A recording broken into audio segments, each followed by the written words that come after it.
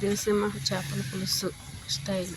ముందుగా నూనె వేసుకోండి, తర్వాత ఉప్పు, కారం, తర్వాత అల్లం వెల్లుల్లి పేస్ట్, కొంచెం పసుపు వేసుకుని మొత్తం కలిపేసేసి ఒక పావు గంట నానబెట్టండి. తర్వాత ఆనియన్స్, పచ్చిమిర్చి అవి వేసుకోండి. వేసుకొని స్టవ్ అంటించి స్టవ్ మీద పెట్టండి.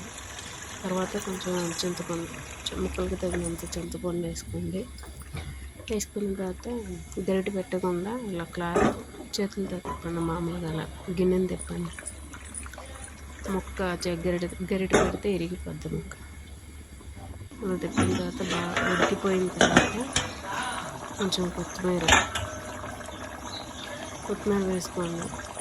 కొంతమంది మసాలాలు అవన్నీ వేసుకుంటారు, కాకపోతే మా సైడ్ మటుకి నాకు తెలిసి అయితే ఇలా చేస్తారు. నాకు తెలిసిన వాళ్ళు అంతవరకు, మిగతా వాళ్ళు ఇంకెలా